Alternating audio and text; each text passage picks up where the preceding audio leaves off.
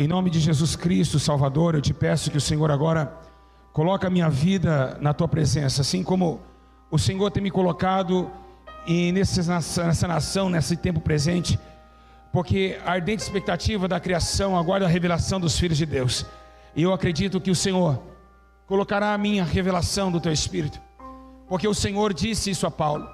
Então, Pai, coloca o meu corpo agora em outra dimensão, a minha mente, o meu coração, e a visão e o raciocínio humano seja desfalecido. Essa multidão que aqui se encontra, a multidão que está ao vivo em todo o Brasil, não podem ser enganadas por mentiras, heresias, pois, ó Deus, eles já estão quebrados, ó Pai, machucados, por não, ó Deus, acreditar mais em ninguém. Homens sendo levantados com mentira, avidez de espírito carnal, tem manchado o teu reino e manchado a tua casa. E eu peço que o Senhor, assim, que achou graça em meu coração, toma minha vida, minha mente, e que nós podemos hoje navegar nas asas do teu Espírito, e que hoje podemos entender o teu poder e a tua maravilha. Pai, eu te entrego a minha vida nesse altar, cuida de mim e coloca teus anjos ao serviço do Senhor, assim seja manifesta a tua verdade. Só um minutinho até o Senhor revelar a palavra.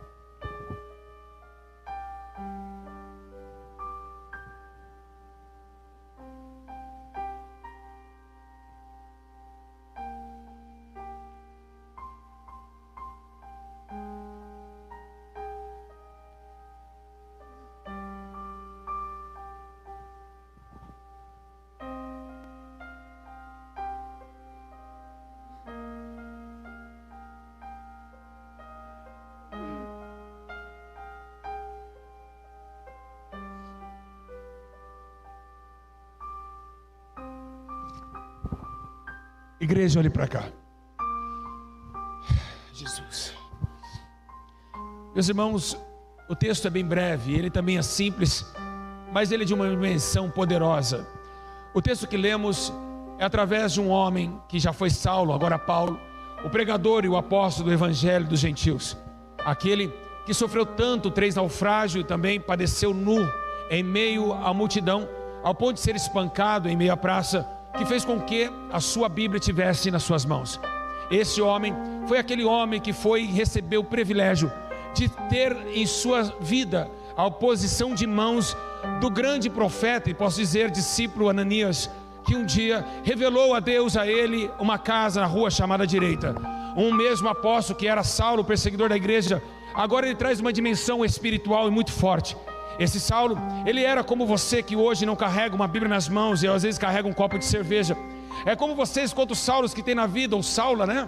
Que anda segundo as suas próprias paixões, levando segundo as suas pisaduras de morte.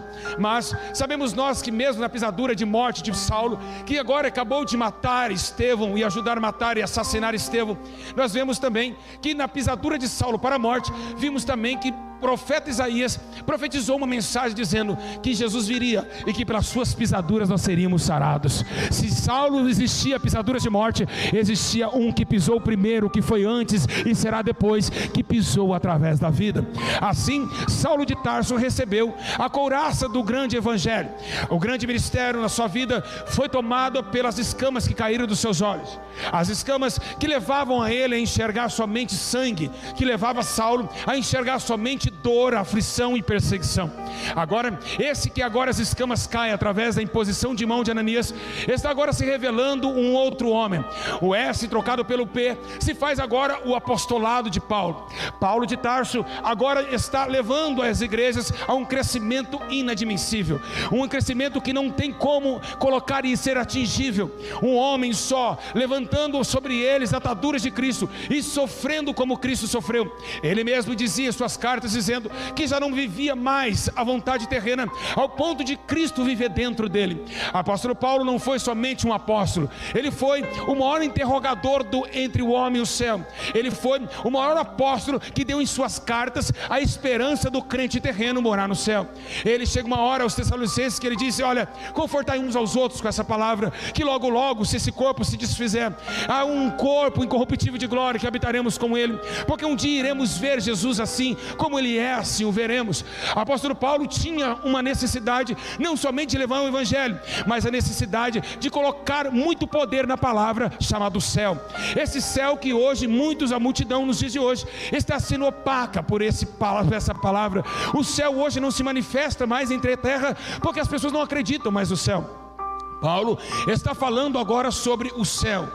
Quando as aflições desse tempo terminar, quando as lutas dessa terra se findar, estaremos repousados em um lugar aonde ele também conheceu e não conseguiu conter lágrimas e nem palavras para dizer ao certo, que é inefáveis as suas palavras, que aquilo que o homem nunca sentiu, aquilo que o olho do homem nunca viu e nunca desceu ao seu coração, eram as coisas que Deus preparou para que os ama.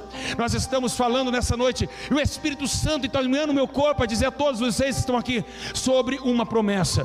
A promessa não é a do Espírito descer em Jerusalém, não é essa. Essa já se foi concluída. Agora nós estamos numa última promessa. Muitas promessas já se foram, muitas promessas já aconteceram, mas estamos agora esperando somente uma promessa. A promessa que Jesus disse aos seus discípulos: para não se turbe o vosso coração, credes em Deus e credes também em mim. Na casa de meu Pai há várias moradas, senão eu teria vos dito, ainda vou preparar um lugar. Uma promessa que não está à altura humana, uma promessa que não pode tocar agora, mas poderemos sentir depois. Uma promessa que está no coração de cada um, que chora às madrugadas com lágrimas quentes no travesseiro pedindo Jesus misericórdia. Uma promessa que for atingida por senhoras de idade com coquinho na cabeça, que todos 5, 6 horas da tarde estava no porta da igreja esperando Jesus abrir as portas para começar o culto. É essa promessa para que poucos se atingível, poucos entraram e poucos vão entrar. Uma promessa de herdar a vida eterna. A vida eterna, ela não está escondida. A vida eterna, ela se revelou a nós através da ressurreição de Cristo. Até mesmo quando Jesus desce à terra em João 1, ele traz a vida. A Bíblia diz que João menciona: a vida se manifestou entre nós e nós tocamos e vimos a sua glória e a sua verdade. Mas agora a vida se tornou eterna quando Jesus Cristo morreu e ressuscitou dentre os mortos. Houve uma esperança a todos os homens, houve uma esperança a toda lágrima, houve uma esperança a todo o coração e a todo sofredor que fica catando papelão na Pedro II para lá e para cá, que ainda, mesmo sendo um homem não tendo nada nessa terra, mesmo sendo um homem desempregado, mesmo sendo um pecador miserável, ainda tem a oportunidade de sonhar com uma eternidade com Deus, ainda tem a oportunidade de sonhar uma eternidade com Jeová.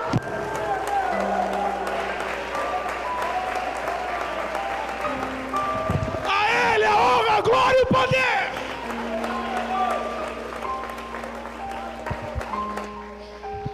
E é essa palavra que Paulo nos atenta. Eu quero dizer a todos vocês que a promessa que Sião um dia se alegraria está nos livros de Isaías e Oséias, que Deus um dia colocaria descanso para Sião. Quando Jesus vem, Ele vem inaugurando o céu.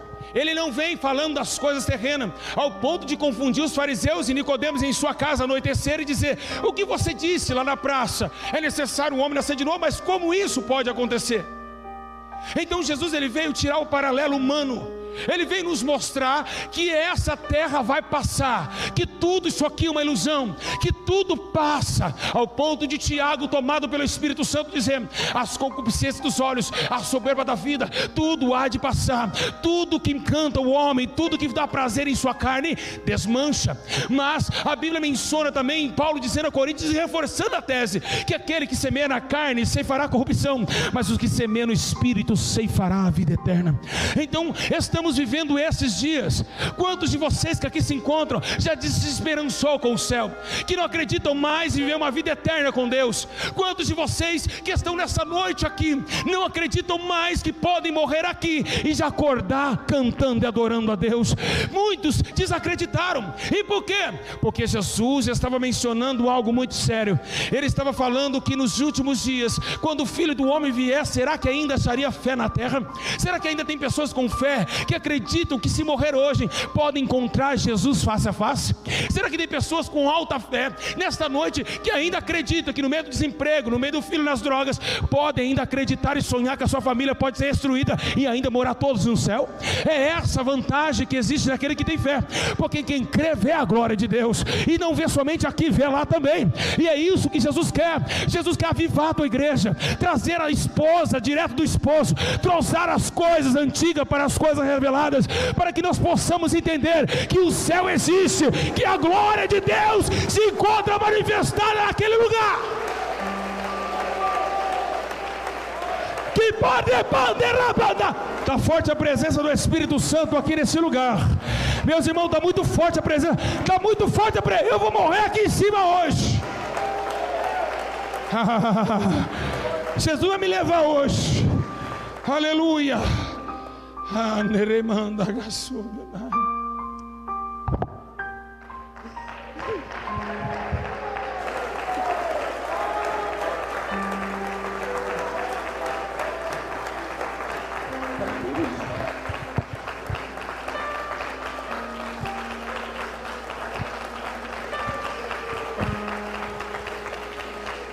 Oh, glória a Deus!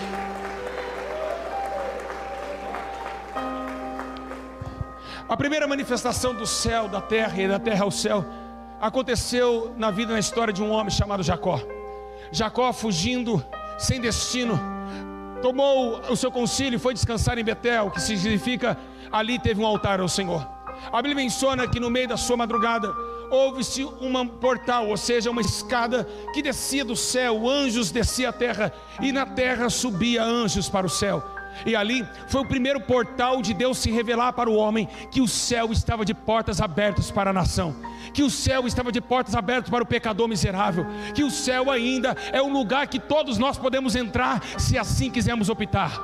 Esse Jesus, Deus começou a transladar a nação de Israel, mostrando que o céu estava sobre ele, ao ponto de Jacó lutar com anjos e se tornar o seu nome Israel. Israel, uma nação que quer a promessa, uma nação que luta pela promessa, e é essa promessa que devemos lutar, de morar no céu. Então é essa promessa que tem que arder em seu coração, que tem que arder no meu, que tem que arder em toda a humanidade da terra. A promessa da existência daquilo que ainda agora não existe, mas Paulo disse e garantiu que se esse corpo se desfizer, se esse corpo logo cair, nós encontraremos e ganharemos um corpo no céu, uma casa, tabernáculo, não terreno, mas feita por mão de Deus e não feita por mão humana.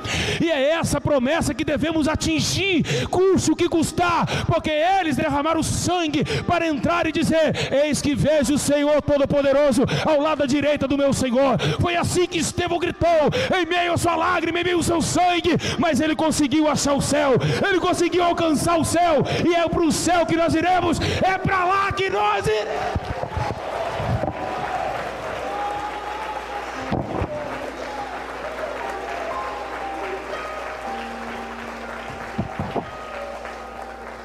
É a promessa de Israel.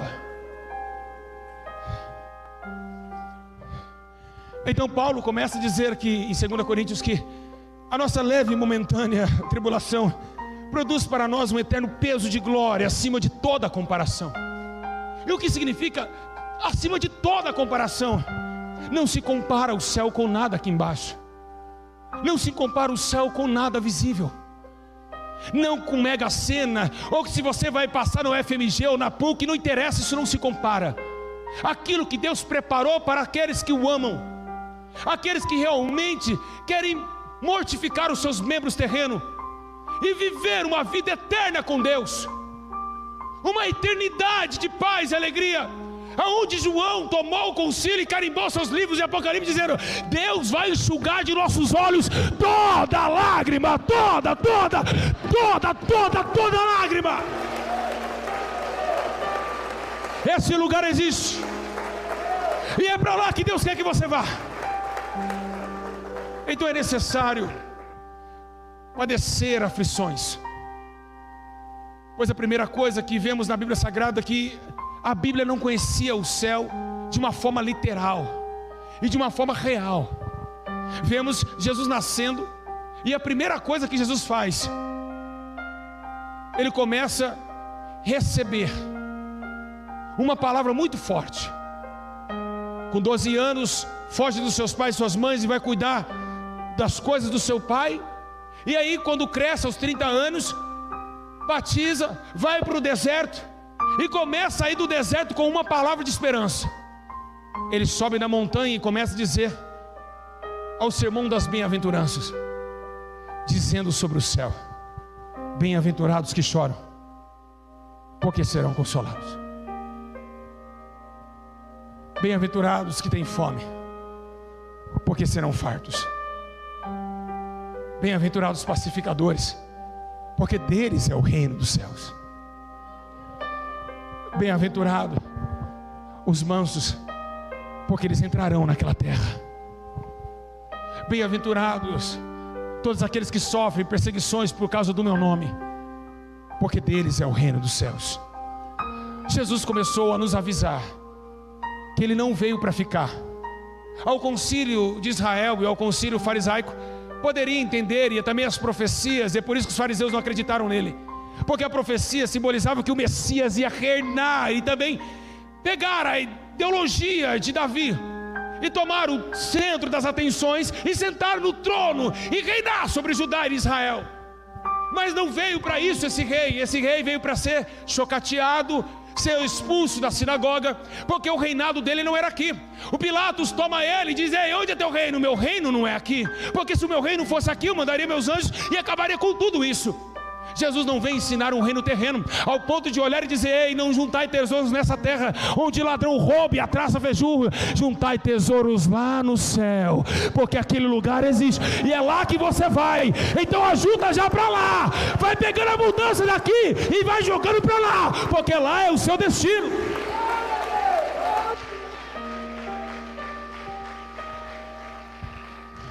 Então esse céu paralelo, até mesmo para os judeus, não era tão fácil de compreender, mas começou tudo se compreendendo e tudo se encaixando, tudo que ele falava. Quando ele chega para os seus discípulos, porque os discípulos não sabiam orar, e ele chega para os seus discípulos e fala: olha, vamos orar um pouquinho. Pai nosso que está no céu. Então quem sabe nessa oração a gente pode olhar e entender que o teu pai não está aqui, o teu pai não mora aqui, o teu pai está no céu. E se você é filho dele, o pai quer estar onde o filho está, o filho quer estar onde o pai está. E então por isso que Jesus começou a mostrar: traga teu reino sobre a terra, trazer o seu reino sobre esse lugar. Então Paulo começa também a escrever algo muito interessante, que agora que nós somos livres do pecado e da morte, tomados com nós a cordeira de Cristo, somos também agora peregrinos numa terra estrangeira. Ou seja, somos cidadão do céu sem ainda entrar lá. E por que isso? Porque o céu se manifesta a sua glória naqueles que obedecem o santo evangelho. E é isso que Jesus compara os ímpios dos justos. É nesse tempo que nós vivemos, nesse tempo que choramos, nesse tempo que passamos aflições, que devemos lembrar da promessa da eternidade. Irmãos, o que nos faz viver, o que nos faz abrir culto, mesmo chorando com problema, com o filho doente, é lembrar que Jesus preparou uma promessa no céu, que Ele preparou uma morada, que Ele preparou um lugar lindo, muito lindo.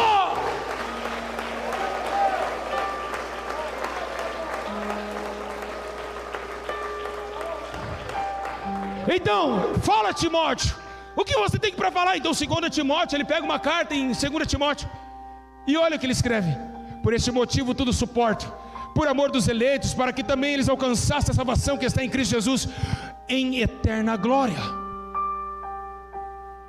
Então Timóteo começou a entender por que ele suportava tudo, pelo que há de vir, pelo que vai se manifestar quando esse céu se rasgar.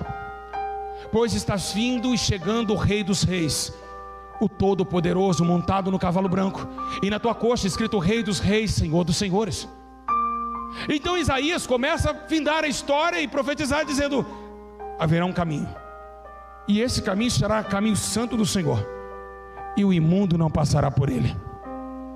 Então Jesus voltará para buscar os seus servos, os obedientes desse mundo terrível e tenebroso, aqueles que venceram e limparam as suas vestes no sangue do Cordeiro, aqueles que negaram a maconha, a bebida, a prostituição, o sexo fora do casamento, aqueles que negaram todas as atividades desse mundo que passa, mas que acreditou no invisível, que esperou a promessa do Todo-Poderoso, ele virá. E segundo a Bíblia Sagrada, numa hora que nós não pensamos, e também montado o cavalo e seus santos anjos com poder e grande glória. Assim será a vinda do Filho do Homem, para separar do meio da sua vinha o joio e o trigo, embora seja que o joio amarrará em fardos e lançará no fogo da eternidade. É esse exemplo que devemos seguir, é esse evangelho que devemos acreditar, no arrependimento para a salvação. Porque, meus irmãos, o evangelho se baseia em dois sentidos. E quais são? O evangelho se baseia em duas palavras: arrependido e salvação. Mas no meio do arrependido e salvação existe um abismo muito grande, muito escuro. E o que faz com esse abismo? O que significa isso? É o abismo do pecado. Mas nesse abismo raiou uma grande luz, e esse braço se abriu, Jesus Cristo, para trazer o arrependido para a salvação. Porque o arrependido não podia pular para a salvação, pois havia um abismo entre eles. E isso fez Deus olhar para Isaías e escrever em 59: eis que minha mão não está encolhida para que não possa salvar, e nem meus ouvidos agravados para que não possa ouvir, mas os seus pecados fazem divisão entre o Senhor e o vosso Deus, ó ti ou a mim. Então, no meio do pecado e da morte raiou uma grande luz e a vida. Jesus veio trazendo esse motivo para nos tirar desse lodo, nos tirar dessa eternidade de condenação. E Ele está nos avisando nessa noite para ir embora daqui, para sair correndo. Quem tem sede, venha, vamos embora, porque esse tempo será destruído, este mundo será destruído, BH será incendiado pela ira de Deus. Deus destruirá o mundo, as nações, as tribos e línguas não existirão mais, porque Ele preparou outro lugar, mas nem todos poderão herdar esse lugar. Agora o céu, revelado a Jesus, os discípulos começam a olhar e dizer: mas espera aí, como assim? Ele veio, ele não vai sentar no trono, na herança de Davi? Não, ele não vai sentar. De ver ele montar num cavalo branco, montou num burro. Que situação terrível, que rei é esse que estamos seguindo? Quem sabe aconteceu isso em seus corações. Então começaram a entender que aquele homem não era daqui, porque os sinais o acompanhavam. Os cegos enxergavam, os surdos ouviam, os coxos andavam, e pregavam o ano aceitável ao Senhor. E assim, colocando em seu caminho, dizendo como João Batista: arrependei-vos, porque é chegado o reino dos céus. Assim, meus irmãos, Jesus começou a proclamar. Mas aconteceu algo que deixou a nação de Israel e os seus discípulos paralisados. O que foi? Estevão realmente confirmou no seu último minuto de respiração na terra. Ele olhou para o céu e viu o céu aberto. Então Estevão comprovou que realmente o céu existia, que realmente Jesus não estava mentindo, que realmente não estava mentindo, e que realmente Maria Madalena viu ele em frente ao sepulcro, vivo e levado aos céus em sua ascensão. Ei, meus irmãos, este lugar existe, e é para lá que Jesus quer que você vá, pois o fogo do tormento do inferno está com a tua boca, tendo para tragar almas, e não se sacia nem de dia, e não se sacia à noite. Jesus está chamando a todos os pequeninos: se arrependam, se arrependam. Quem tem sede, venha. Quem tem sede, venha, e de graça te darei da água da vida eterna, e morar comigo e eu com ele. É para lá que nós iremos.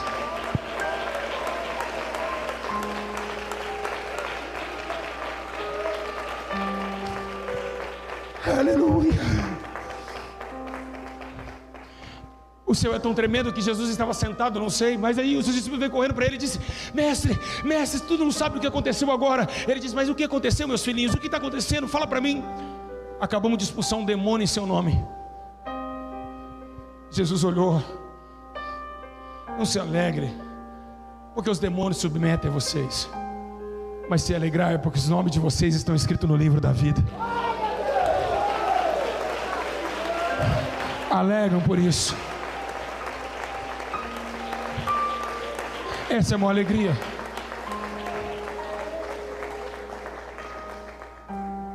A maior alegria que o homem existe na terra é isso: é de passar luta aqui embaixo, mas saber que vai passar pela aprovação de Deus. É por isso que essa leve e momentânea tribulação é necessário passar, e é isso que nos dá força. O que faz o sentido você estar sentado aqui na igreja? Para ganhar dinheiro, carro? Entrou em igreja errada, pois aqui é a igreja de santidade e arrependimento feita pelo Senhor Jesus. que só prega arrependei-vos e vamos embora daqui, porque isso tudo vai ser destruído. Vamos embora daqui! O evangelho verdadeiro é esse.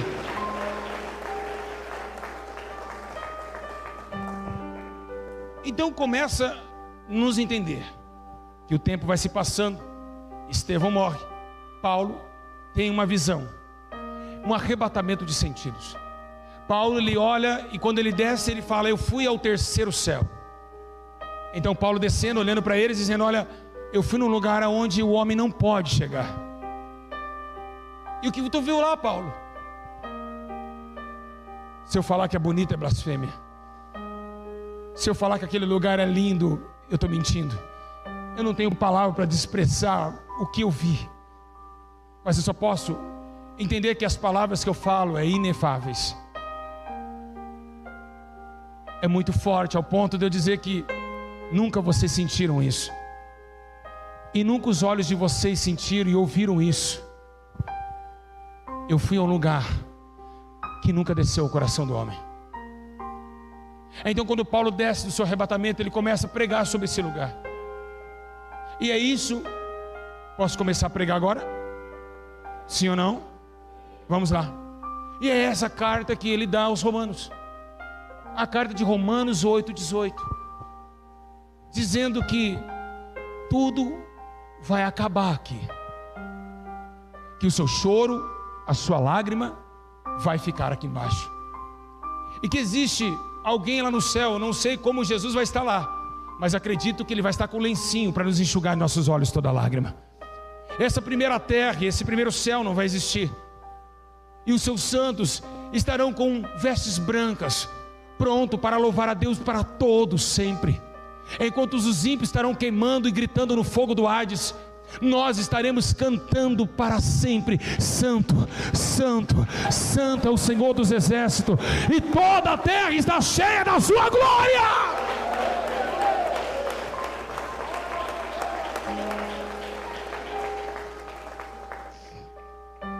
Então todas as nações se reunirão naquele lugar, como diz Apocalipse 7, versículo 9. Depois dessas coisas, João viu uma grande multidão que não se podia contar, e viu homens, mulheres, quem sabe, uma nação inteira adorando a Deus naquele lugar. O céu existe, e aquela irmã que cantava no ciclo de oração, que orava com você e chorava com você, que já partiu com o Senhor, está nos esperando a chegar lá também. Os nossos irmãos que partiram com o Senhor, que viveram nessa terra, mas acreditaram que Jesus Cristo era o único caminho, e estão cantando para sempre, nos esperando a chegar também. Nós precisamos fazer nossa parte para encontrar com nossos irmãos que partiram com o Senhor e estão cantando naquele lugar.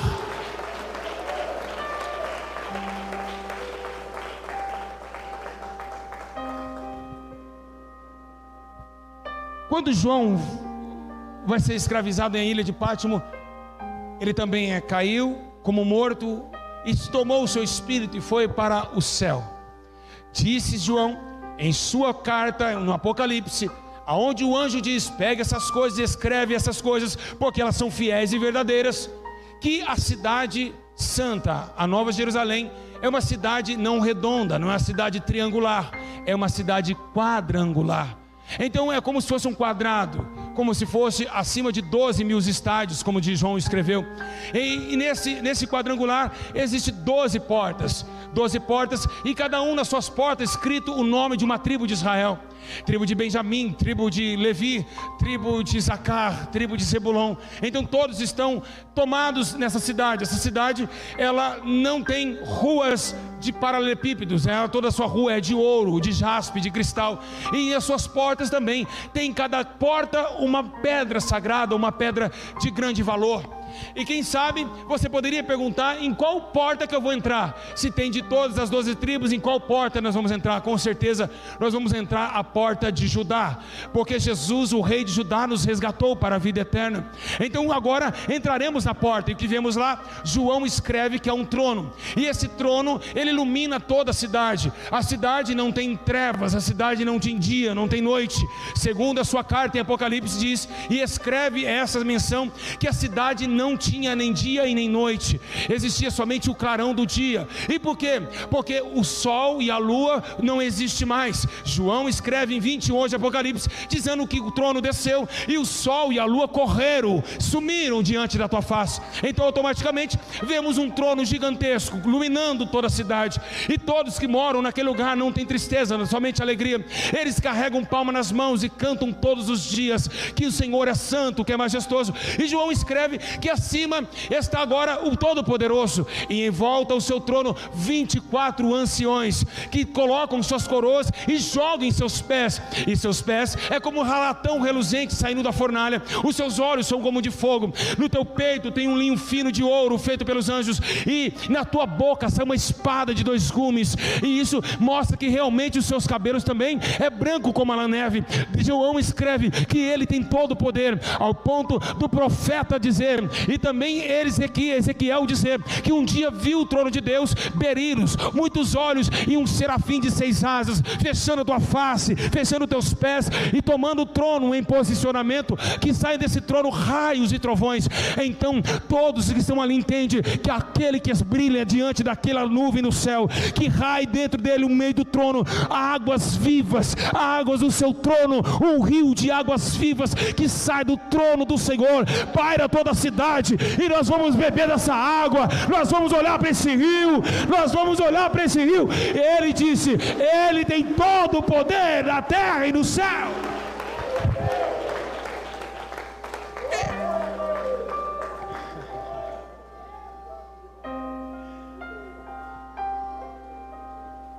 Quando vocês chegarem nesse rio que sai do trono, que João disse que as águas são cristalinas,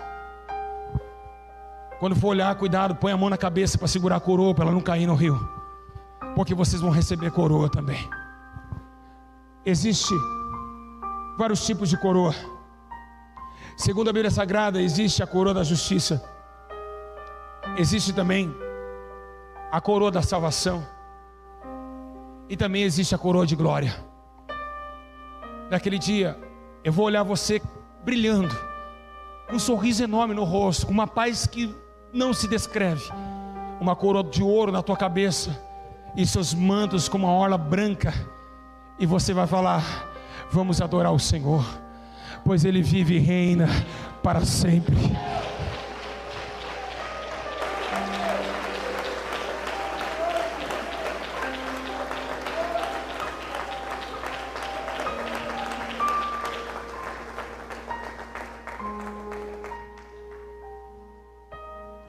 Paulo, 1 Coríntios 15, 54, ele disse, mas quando o incorruptível se tornar de incorruptibilidade, veremos uma canção muito linda, tragada foi a morte pela tua vitória. Então as coisas desse tempo presente não há de se comparar à glória que um dia há de se revelar a nós. Esse céu existe, e só tem vontade de voltar para lá quem um dia sentiu o gostinho de lá. E como sente o gostinho de lá estando aqui? Quando nós largamos a nossa própria existência e deixamos o Espírito que veio de lá existir dentro de nós. Esse Espírito geme com gemidos inexprimíveis, querendo voltar para a tua pátria.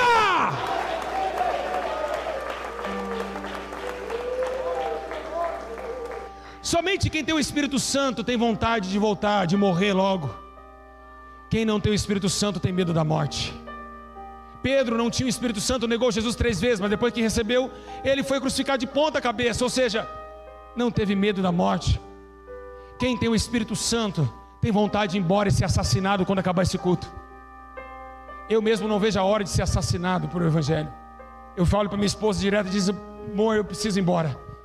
É necessário todos aqueles que um dia acreditam que são moradores de lá voltar para a sua pátria. E nós vamos voltar para lá. Esse mundo está se acabando, o tempo está se esgotando e o princípio das coisas ruins estão acontecendo. São profecias de Mateus 24 acontecendo depois daquele portão para fora. O mundo está em colapso, a terra está tenebrosa, ao ponto da igreja ser invadida por falsos mestres, hereges e apóstatas da fé, que tomaram os altares para roubar o teu dinheiro e te iludir com uma cura, ou dá 1000 ou dá 500 para se curar de uma perna. É tempo da igreja se despertar e tempo de acreditar que o céu existe, é para lá que nós iremos.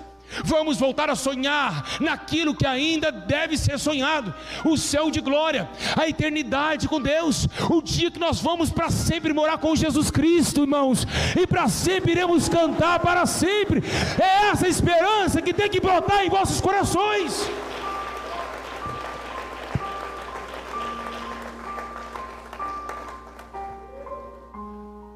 O que se percebe nos dias de hoje, que as igrejas hoje não pregam mais sobre o céu e nem sobre o inferno. Ninguém mais prega uma palavra como essa, porque pregam o que sentem, não deixa o Espírito Santo falar. E o Espírito Santo está falando: vinde benditos do meu Pai, para o gozo do seu Senhor que está prestes a ser revelado.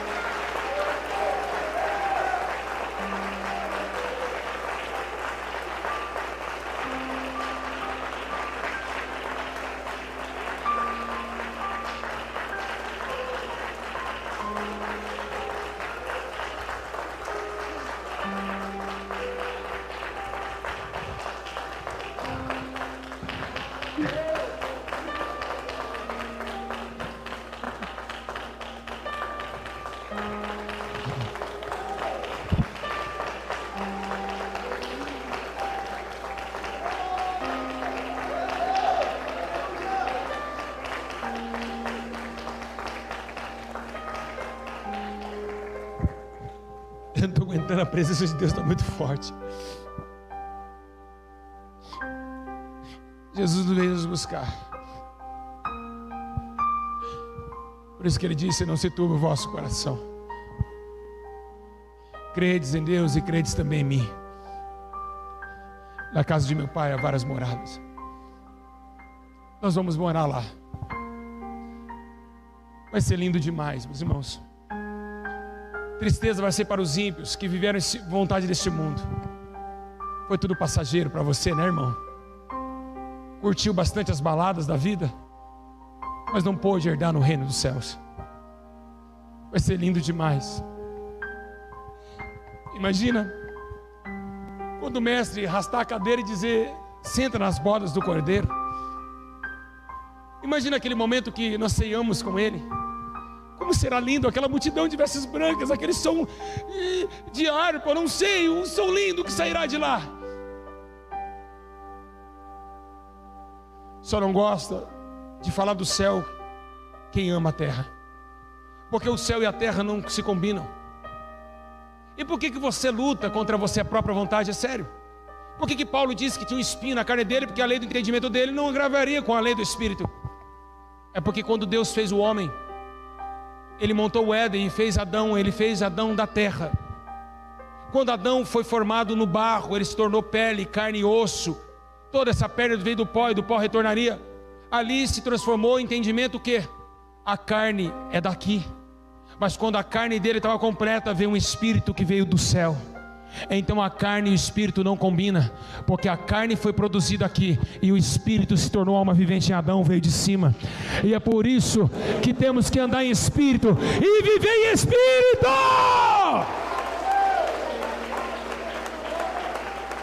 Que lindo, meus irmãos! A glória de Deus está nesse lugar. Meu Deus!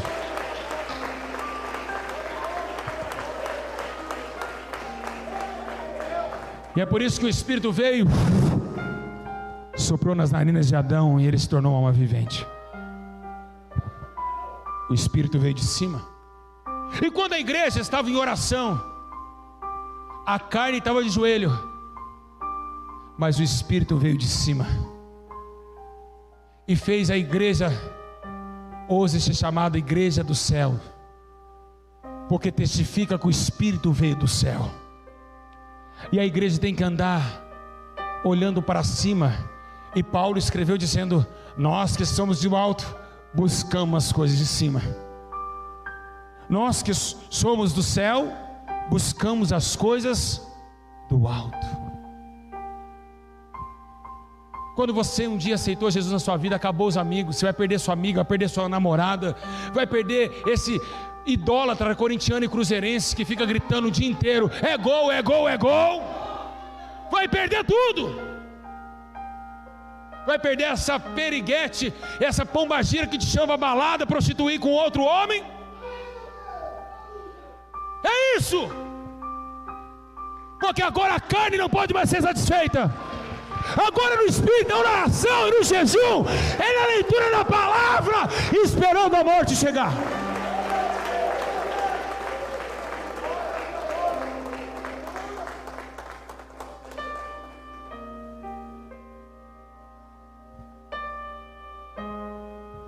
É por isso que quando você vai congregar na sua igreja, seu pastor só fala: o Atlético ganhou hoje. Esse carnal maligno, esse idólatra que tem que se converter dos seus maus caminhos. Uma igreja fracassada que fez hoje com que 90% dos crentes estão depressivos dentro com Bíblia nas mãos. Pessoas chorando nesse exato momento, querendo tirar a própria vida. Pastores se matando. E por quê? Porque nunca conheceu a vida. Precisamos se revestir da incorruptibilidade, para que nós podemos alcançar o incorruptível. É isso que precisamos se desfazer. Foi Ele que disse: se aquele que vencer, eu cearei com ele e ele ceará comigo.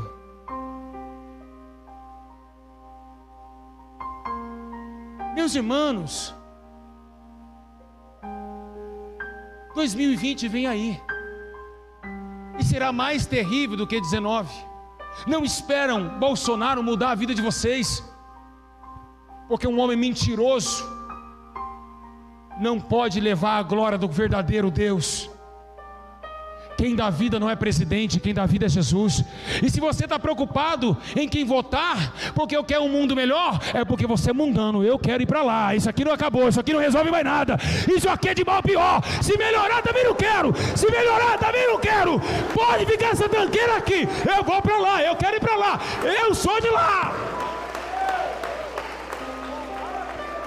Então tira essa porcaria dessa faixa da testa. Um Brasil melhor. Seja melhor você para Jesus, porque a tua pátria não é aqui. Mas os crentes carnais que estão fazendo sinalzinho de arma nas igrejas, estão querendo mudança. Ai, porque o prometido de Deus é Bolsonaro. O prometido de Deus é Jesus Cristo Salvador. Vou repetir: o prometido de Deus é o Manuel, o conselheiro, o príncipe da paz, Deus conosco, Yeshua HaMashiach, bispo dos santos.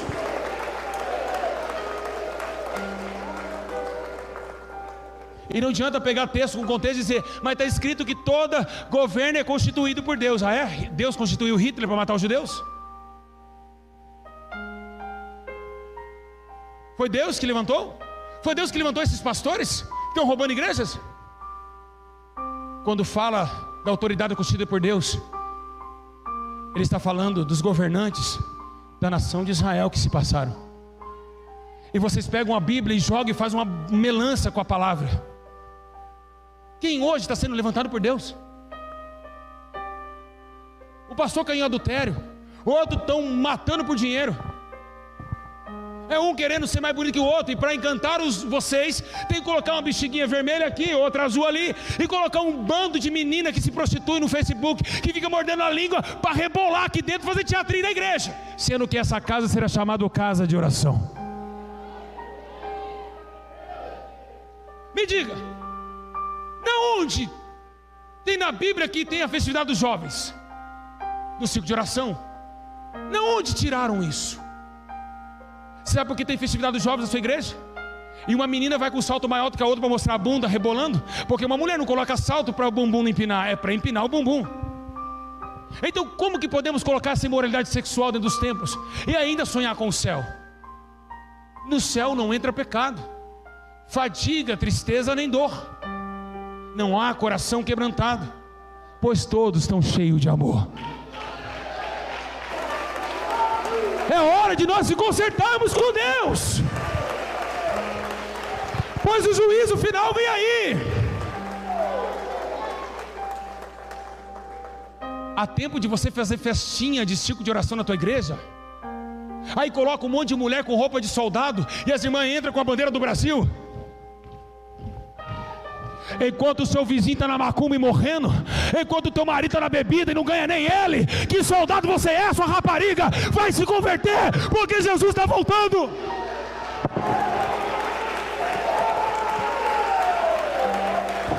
É hora da igreja pegar lençóis, começar a amarrar o diabo.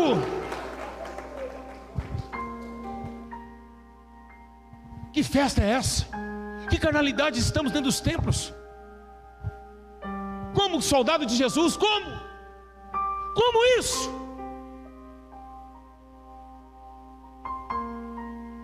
Mandar aquele cantor que está cheio de glotonaria, está desse tamanho, de tanto comer, dizer, parar de falar, a igreja vem, e vem, e vem. Igreja vem da onde?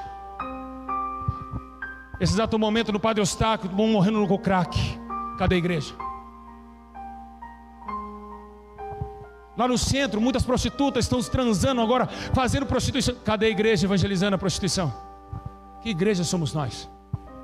Que céu nós mostramos para os que estão na terra? E como podemos falar que somos de lá, se não parecemos com os que moram lá?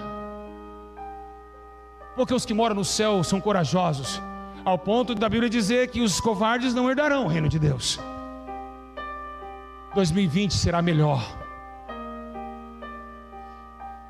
Eu, você, todos vocês, precisamos 2020 pegar nossa lamparina e ficar na porta esperando o noivo chegar. 2020 será diferente para mim e para a tua vida, eu tenho certeza disso. Vamos parar de errar como nós erramos esse ano passado, e vamos se tornar servos do Deus Altíssimo. Quando o demônio olhar para você na rua, quando você entrar dentro do ônibus coletivo, eles não vão conseguir olhar para você de tanta luz que vai estar em você. Você vai falar, esse é um anjo do céu, parece o anjo que visitou Maria. Olha só a luz que está nesse homem. Afaste de mim que eu sou miserável pecador. Esse ano os demônios aqui em Belo Horizonte se preparam. Teremos guerra.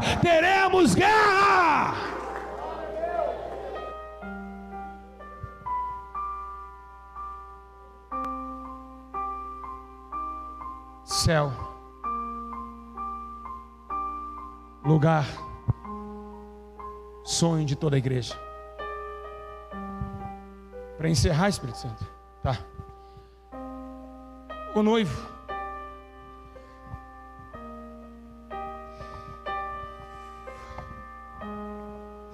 já se aprontou.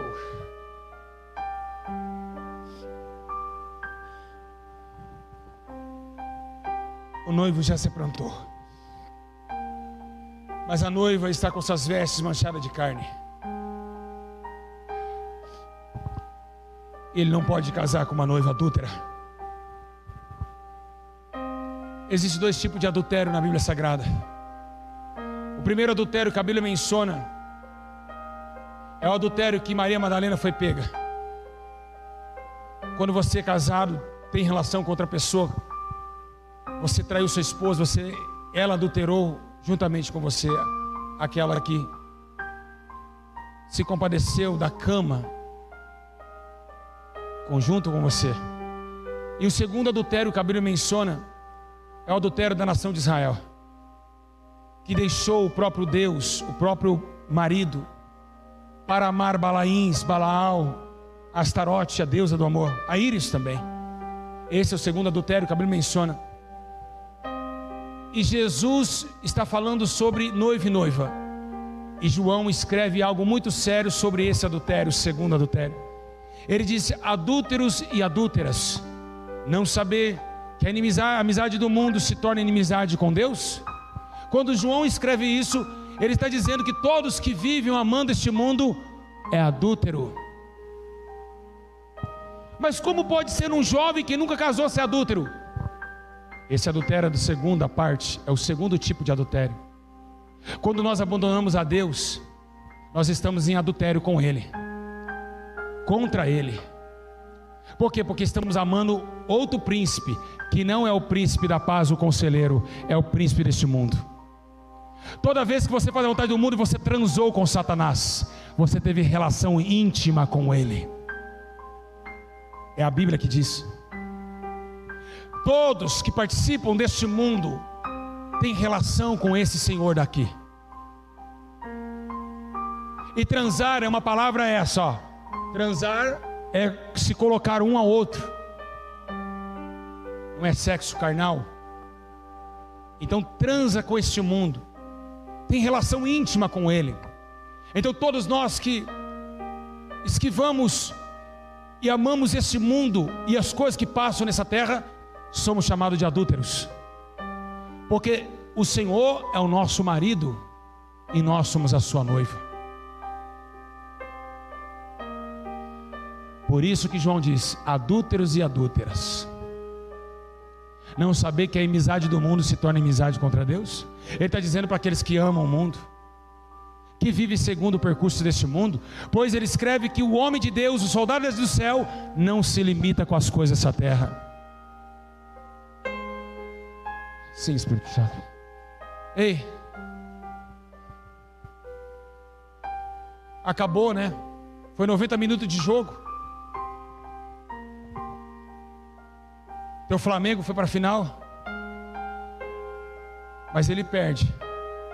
O Jesus que eu espero sempre ganha. A diferença é essa. Me diga uma coisa: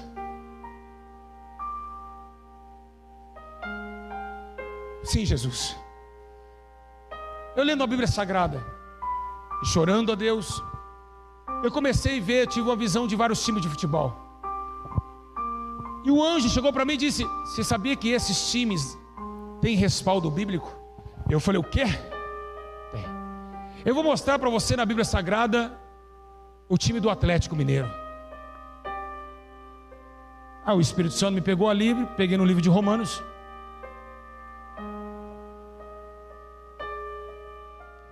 E abri o livro de Romanos. Ele abre o livro de Romanos, eu vou mostrar o time do Atlético Mineiro, o time do Cruzeiro, o time do Flamengo. Então eu fui para a Bíblia. Livro de Romanos, capítulo 1, no versículo de 23. Olha o que disse: e mudaram a glória de Deus incorruptível em semelhança da imagem de homem corruptível. Estão amando mais o time do que a Deus. O homem, ou cantor sertanejo, ou funkeiro MC, que só vive lançando perfume dentro do pulmão, bem como de aves, quadrúpedes e répteis. Aves, galo; quadrúpedes, raposa, cruzeiro;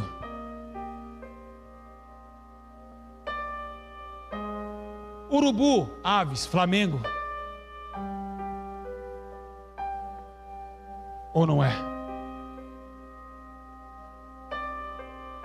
Amaram em semelhança à imagem de répteis, aves, galo. Está aqui, Romanos 1, 23.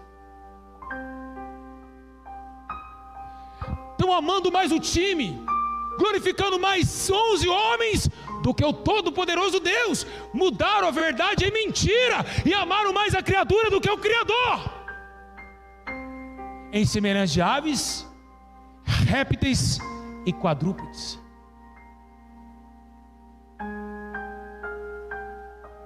Ei, toda vez que você pega o time do Atlético, coloca um galo na porta do em cima da sua geladeira, aquilo ali é uma idolatria.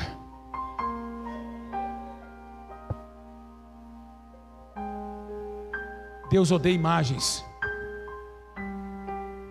Ele odeia imagens. Ô prostituta, vai chegar um dia que aqui naquele monte e nem naquele outro vamos adorar. Mas o verdadeiro Deus procura, a hora chegou e ela já é, que os verdadeiros adoradores adoram em espírito e em verdade. Não precisa ver Deus para amá-lo. Diga glória! Diga glória! Mais alta glória! Diga assim: somente Jesus é digno de toda glória, de toda honra, de todo poder, de toda majestade.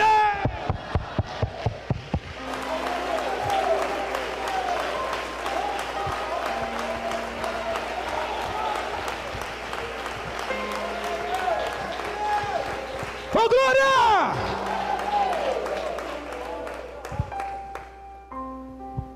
Para encerrar,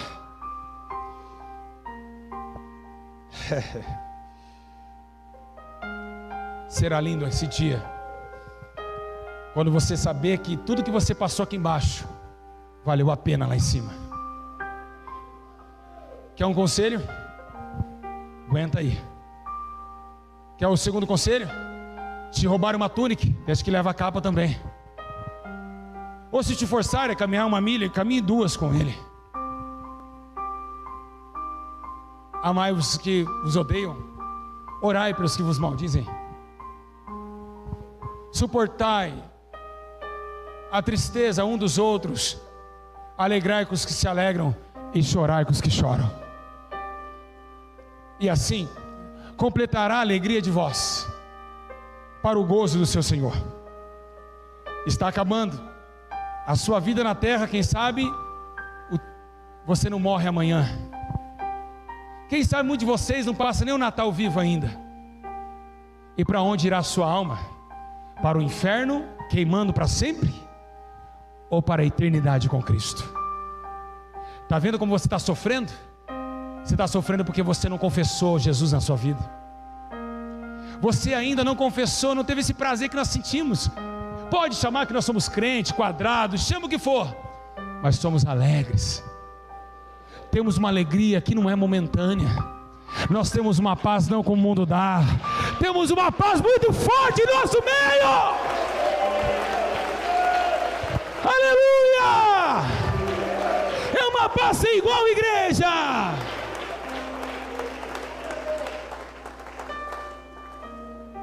Não dá para explicar essa paz. Não tem explicação. Posso olhar para os pequeninos que aqui estão? Os irmãos, olhem para cá. Todos olhem bem para mim. Eu acredito em vocês. Eu acredito que cada um de vocês vale muito para Deus. Não importa se sua família ama ou não ama você. Não importa que o amor já foi entregue a você antes de você nascer. Isso é a maior prova que existe. Sem te conhecer, Ele te amava. E é isso que importa. Não importa se você não tem 10 reais no troco, ou nem tem dinheiro para pegar o ônibus e ir embora para volta para casa. Ou importa que você hoje já está ganhando e recebendo o maior tesouro que existe, a pronúncia da liberdade do pecado para a vida e também a eternidade da salvação. E é isso que nos importa. As irmãs, olhem para cá.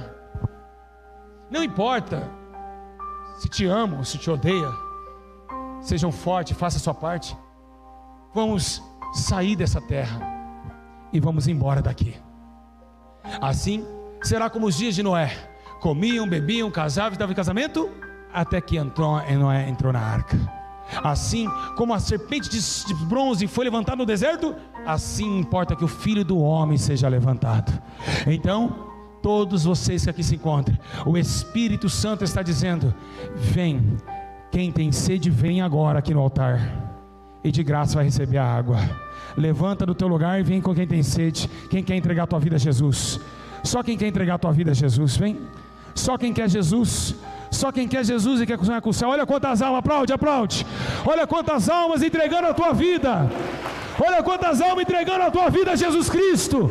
Olha, meus irmãos, olha o poder, filma isso agora. Olha só como o Espírito Santo opera. Olha isso, pega do lado de lá, pega do lado de cá também. Olha só, as almas se rendendo a Jesus, as almas se rendendo a Jesus Cristo. Isso é poder do Espírito Santo. Olha quantas almas. Sim, eu te abraço. Vem aqui, sobe aqui, sobe. Pode aplaudir Jesus.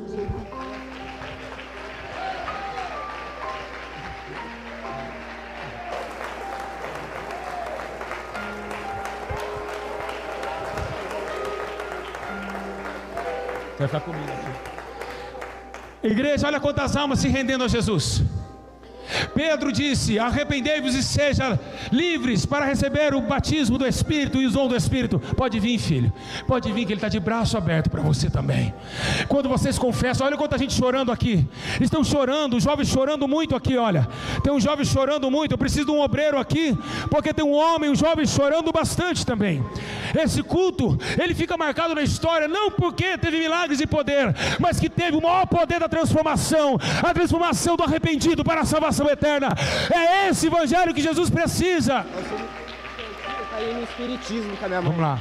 Ele quer contar algo aqui. Pode ficar vocês aí de joelhos. Eu quero contar que quando eu conheci, quando eu conheci o ministério através do YouTube, da live. Se não fosse esse santo homem de Deus aqui, eu estaria agora sem conhecer Jesus no mundo ainda, e indo para espiritismo com a minha mãe e procurando as coisas erradas. Mas quando eu vi que Deus ainda está vivo, faz sinais de maravilha aqui na Igreja de Santidade e Arrependimento, foi uma luta tremenda para chegar até aqui, desde agosto de 2018 que eu acompanho as lives. E hoje, no último dia do culto, Deus deu a oportunidade de mim estar aqui presenciando ao vivo tudo que eu via atrás daquelas câmeras ali.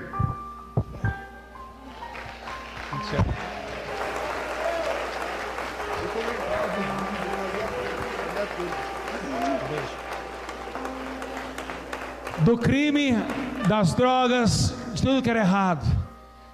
Ele, pelo amor de Deus, pastor, me dá um abraço. Falei: sobe no altar. Seu lugar é aqui. Como todos esses que estão de joelhos, um dia vão estar aqui também. Quando eu recebi um convite para conhecer a igreja, fui lá conhecer a igreja.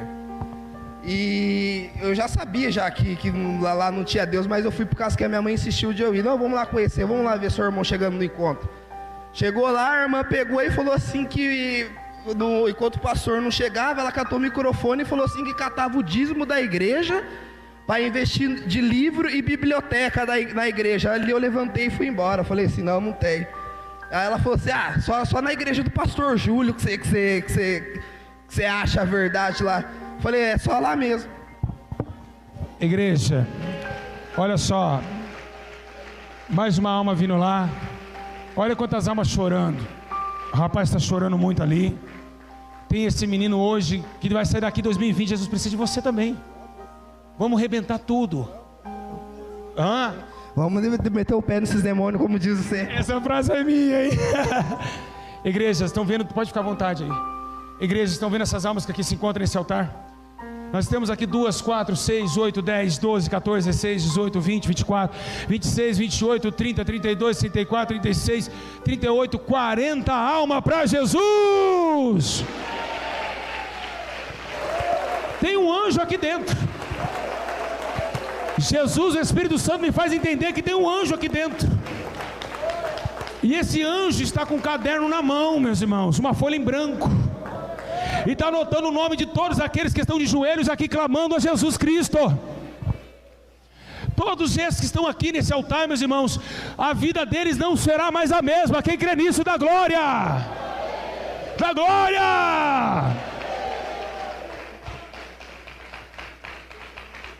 Fique de joelhos. Fique de joelhos. Vamos orar por eles, meus irmãos. Uma Cleide, pega o microfone e começa a oração. Se você quiser ajoelhar aqui no altar, pode ajoelhar. Pode ajoelhar. Nós vamos falar com Deus agora. Fica de pé, igreja. Vamos orar. Senhor, meu Deus e meu Pai, nesse momento nós te agradecemos, ó Pai, por tantas almas, Senhor, a qual o Senhor tocaste nesses corações, meu Pai. Senhor. Sabemos que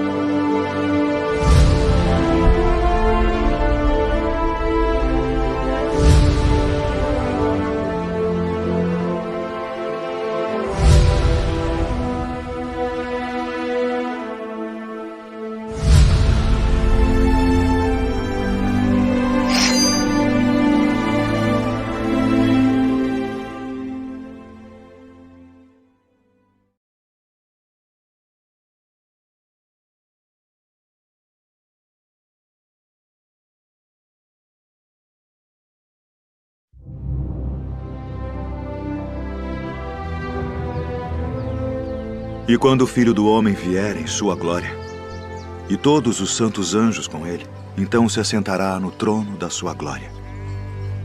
E todas as nações serão reunidas diante dele. E apartará uns dos outros, como o pastor aparta dos bodes as ovelhas. E porá as ovelhas à sua direita, mas os bodes à esquerda. Então dirá o rei aos que estiverem à sua direita: Vinde, benditos de meu Pai. Possuí por herança o reino que vos está preparado desde a fundação do mundo. Porque tive fome e destes-me de comer. Tive sede e destes-me de beber. Era estrangeiro e hospedastes-me. Estava nu e vestistes-me. Adoeci e visitastes-me. Estive na prisão e fostes me ver.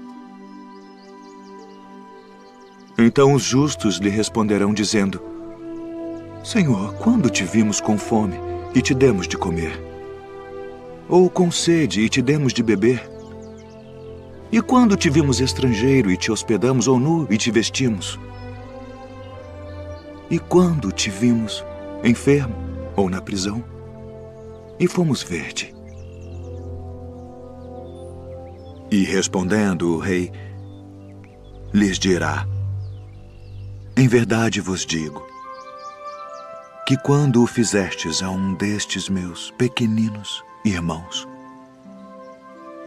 a mim o fizestes. Então dirá também aos que estiverem à sua esquerda: Apartai-vos de mim, malditos, para o fogo eterno preparado para o diabo e seus anjos, porque tive fome e não me destes de comer. Tive sede e não me destes de beber. Sendo estrangeiro, não me recolhestes. Estando nu, não me vestistes, e enfermo, e na prisão, não me visitastes. Então eles também lhe responderão, dizendo: Senhor, quando te vimos com fome, ou com sede, ou estrangeiro, ou nu,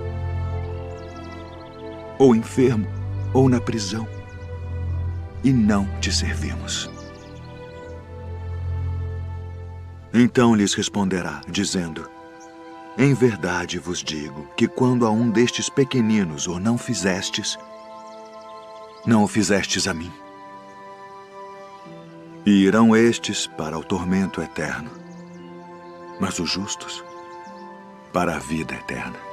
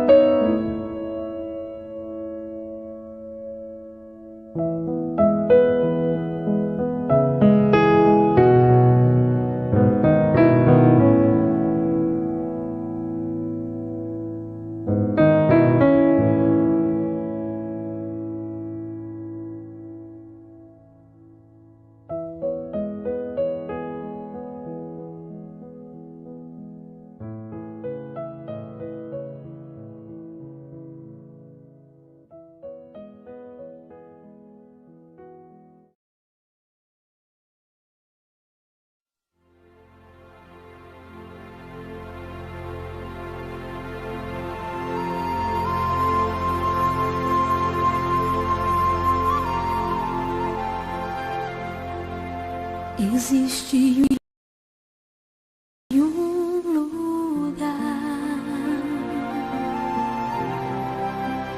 onde